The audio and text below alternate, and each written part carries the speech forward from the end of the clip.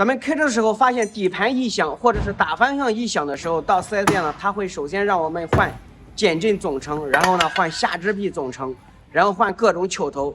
换下来呢，没有5、6千块钱呢是下不来。今天手把手的教朋友们怎么样花几十块钱呢，都把这些问题给解决了。咱们一起看一下，只要咱们减震里边没有出现漏油，咱们这个减震呢它就不会坏，它就不可能出现异响。咱们把它拆下来，主要就是减震的上顶角出现老化，一个几十块钱就行。咱们一起看一下怎么样换。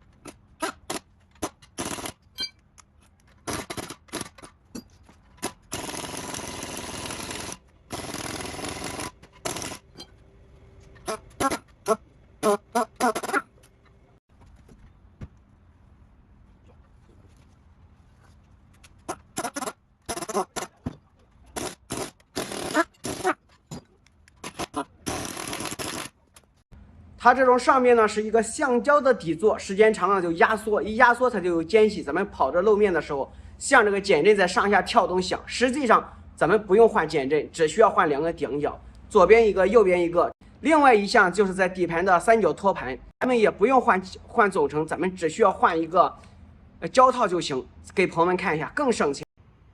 第二个就是咱们车上的下支臂，它这个总成换下来呢也是很贵。下支臂胶套的时间长，从这个地方呢会出现这种炸的裂纹，像这个时候就是胶质脱落，我们只需要更换一个胶套就可以了。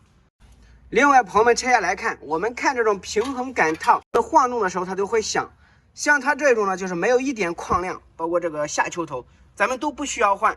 看到哪个地方破损烂的话，我们再换。这个不用什么专家或者是修理工啊，咱们自己也可以看到。所以说咱们自己可以要求他给我们这样修，既省钱，效果呢还好。咱们原车的这种减震呢，它的性能才是最好，再换的还没有这种原车的质量好呢。可能你这种用8年不会坏，你再换的可能用2年呢就又坏了。所以一定要保存这种原装的。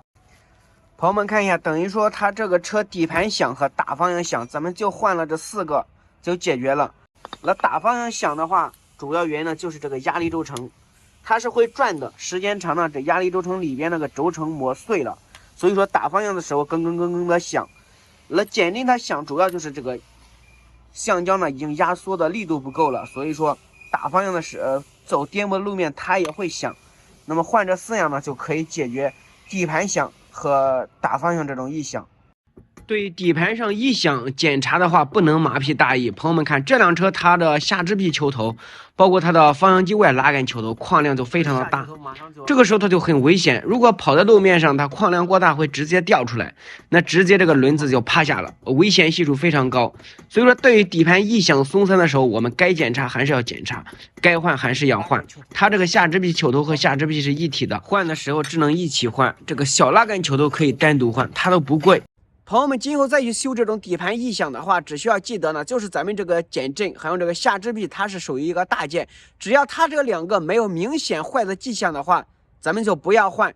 那么别的，你像内拉杆球头、外拉杆球头，还是下支臂球头，哪怕是平衡杆球头，还有小数拉杆球头，他们要换的话就让他们换，那一个不贵，一个几十块钱。而且呢，那些球头之类的时间长，确实是容易呢出现矿洞，那么换的话对咱们呢也是没有坏处。另外就是很多4S店他们为什么喜欢换这2大件？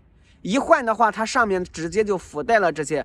比如这种顶角啊，或者是压力轴承之类的，全部就直接给你换，因为这样它赚钱嘛，它也省事。但是对于我们车主来说，这样就比较吃亏上当，而且呢花了不必要的冤枉钱。那后轮的底盘上基本上说都不会响，主要响还是前轮的，因为它的联动性比较大。这期视频呢就到这里，请大家点赞、关注、转发，感谢朋友们的支持，再见。